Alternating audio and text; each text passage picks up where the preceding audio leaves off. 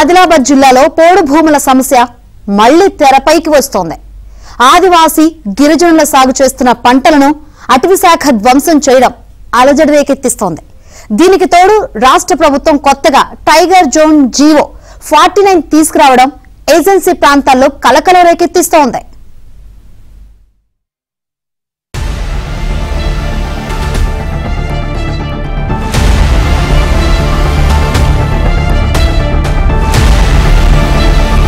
సుదీర్ఘకాలంగా వేళ్లూనుకున్న పోడు సమస్యను పరిష్కరించేందుకు 2 ఏళ్ల కిందట అప్పటి ప్రభుత్వం ముందుకొచ్చింది. 2006 అటవీ హక్కుల చట్టం అమలులోకి రావడం కంటే ముందు అటవీ భూములను సాగు చేస్తున్న వారు అర్హులైనప్పటికీ 11 రకాల ధృవపత్రాల్లో ఏదో ఒక ఆధారం చూపించాలని మెలికపెట్టింది. సాగులో ఉన్నవారి దగ్గర సరైన పత్రాలు లేనందున ఆ ప్రక్రియ ముందుకు సాగలేదు. ఐటీడీఏ నోడల్ వ్యవస్థగా రెవెన్యూ, అటవీ శాఖలతో పోడు భూముల లెక్క తేల్చేలా శాటిలైట్ సర్వే చేపట్టింది. అయితే గిరిజనులు, గిరిజనేతరుల నుంచి వచ్చిన అభ్యంతరాలను సైతం ఐటీడీఏతో పాటు అటవీ శాఖ నివృత్తి చేయకపోవడంతో పోడు భూముల సమస్య ఉమ్మడి ఆదిలాబాద్ జిల్లా వ్యాప్తంగా ఎడతెగని పంచాయతీగా మిగిలిపోయింది.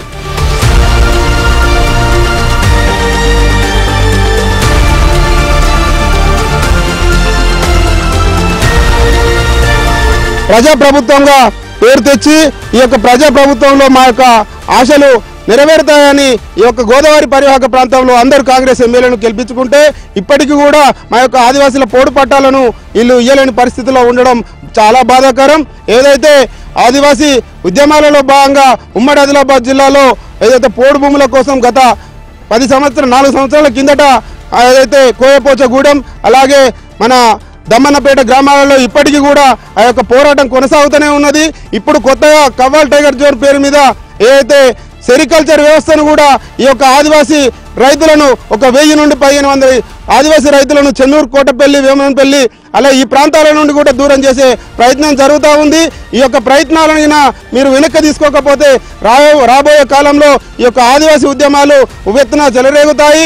గత ప్రభుత్వ హయాంలో కొంతమందికి పోడు పట్టాలు ఇచ్చినప్పటికీ అది సంపూర్ణం కాకపోవడంతో అర్హులైన గిరిజనులు, గిరిజనేతరులు తీవ్ర అసంతృప్తితో ఉన్నారు. దశాబ్దాల తరబడి హక్కు పత్రాల కోసం ఆదివాసీలు కళ్లు కాయలు కాసేలా ఎదురుచూస్తున్నారు.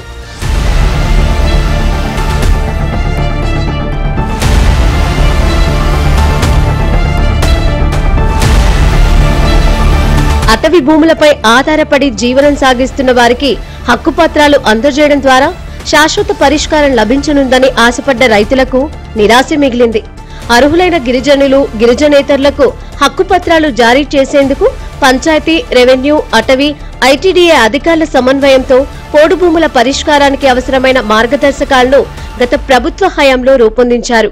ఈ విషయమై గ్రామ, మండల, డివిజన్ స్థాయిలో అటవీ హక్కుల కమిటీలను ఏర్పాటు చేసి అవగాహన కార్యక్రమాలు సైతం చేపట్టారు. గ్రామాల వారీగా క్షేత్రస్థాయిలో పరిశీలన జరిపిన అనంతరం అర్హులను గుర్తించి హక్కులు కల్పించనున్నట్లు 2 సంవత్సరాల క్రితం అధికారులు ప్రకటించారు. ఈ క్రమంలో రాష్ట్రంలో ప్రభుత్వం మారడంతో సమస్య అలాగే కొనసాగింది. అటవీ శాఖ, పోడు రైతుల మధ్య నిత్యం సంఘర్షణలు సాగుతున్నాయి. ఆదివాసులకు అండగా ఉంటుంది కాంగ్రెస్ ప్రభుత్వం అని చెప్పేసి ఆదివాసులు ఉద్యమంతోనే స్టార్ట్ అయిన ఈ కాంగ్రెస్ ప్రభుత్వం ఈ రోజు అధికారంలోకి వచ్చింది. ఈ అధికారంలోకి వచ్చిన తర్వాత కూడా మళ్ళీ ఆదివాసులకు పోడు పట్టాలు ఇవ్వండి, పోడు పట్టాలు అసలు దాన్ని పట్టించుకోవడం లేదు, వీళ్ళకి పోడు పట్టాలు ఇవ్వడం లేదు. దీని ఈ ప్రభుత్వం అయినా మేము ఆదివాసులను నమ్ముకున్న ప్రభుత్వం అయినా కాంగ్రెస్ ప్రభుత్వం. ఈ కాంగ్రెస్ ప్రభుత్వం ఎట్టి బస్సులో మాకు పోడు పట్టాలు ఇచ్చి మమ్మల్ని కాపాడుకోవాలని చేస్తున్నాం. దీంతో పాటు జీవో నెంబర్ 49 ఖచ్చితంగా రద్దు చేయాలి. ఒకప్పుడు ఇచ్చిన ఆదివాసీ హక్కుల చట్టం 2005 క్రమంలో ఇవ్వడం జరిగింది.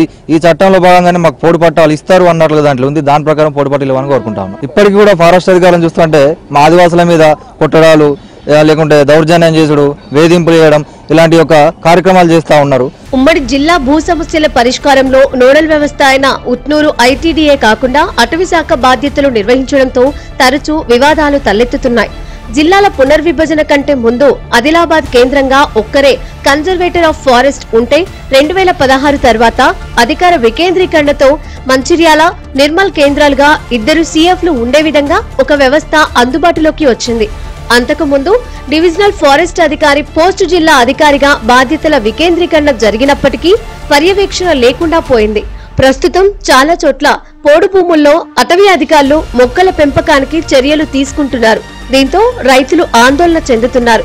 మొక్కలు నాటేందుకు వచ్చిన అటవీశాఖ సిబ్బందిని భూములు సాగు చేస్తున్న రైతులు అడ్డుకుంటున్నారు. ఎన్నో సంవత్సరాలుగా తాము సాగు చేస్తున్న భూములను అటవీశాఖ స్వాధీనం చేసుకోవడం దారుణమని గిరిజన సంఘాల నేతలు అంటున్నారు. కాంగ్రెస్ ప్రభుత్వం గాని ఇప్పుడు నడుస్తున్న కాంగ్రెస్ ప్రభుత్వం గాని ఆ పోడు హక్కు పత్రాలు ఇవ్వకుండా ఇప్పటికీ ఫారెస్ట్ అధికారులు ఇవ్వకపోవడం వల్ల ఫారెస్ట్ అధికారులు ఆ పోడు భూములను దున్నకుండా దౌర్జన్యం చేయడం జరుగుతుంది. అందుకనే వెంటనే ఈ రాష్ట్ర ప్రభుత్వం అటవీ హక్కుల పత్రాలు వెంటనే రైతులకు ఇవ్వాలనేది మేము డిమాండ్ చేస్తున్నాము.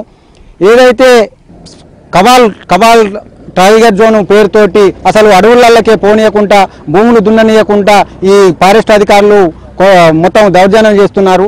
ఆ దౌర్జన్యాన్ని కూడా మేము వెంటనే నిలిపివేయాలనేది కూడా మేము మా ఆదివాసీ హక్కుల పోరాట సమితి తరఫున డిమాండ్ చేస్తున్నాము. మరోవైపు అటవీ హక్కుల చట్టం ప్రకారం గిరిజనేతర కుటుంబాలకు గరిష్టంగా 10 ఎకరాలకు పట్టాలివ్వనున్నట్లు అప్పటి బీఆర్ఎస్ ప్రభుత్వం హామీ ఇచ్చింది. ఇందుకోసం విధి విధానాలు కూడా రూపొందించింది. గిరిజనేతరులు 3 తరాలు అనగా కనీసం 75 ఏళ్లు సాగులో ఉంటేనే అటవీ హక్కు పత్రాలు జారీ చేస్తామని ప్రకటించింది.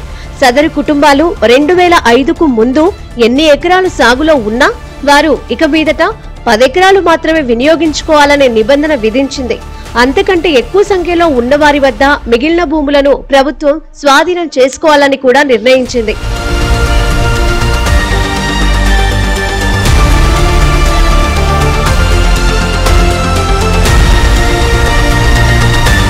అయితే అధికారులు ప్రకటించిన అర్హుల జాబితాలో గిరిజనేతరులు లేకపోవడంతో అసలు తమకు పట్టాలు వస్తాయో లేదోనన్న సందేహంలో ఉండిపోయారు. అయినా వేలాది మంది గిరిజనేతరులు పట్టాల కోసం దరఖాస్తు చేసుకున్నారు. అయితే ఆర్ఓఎఫ్ఆర్ చట్టం కింద గిరిజనేతరులను ప్రభుత్వం పరిగణలోకి తీసుకోకపోవడంతో తీవ్ర నిరాశ చెందుతున్నారు.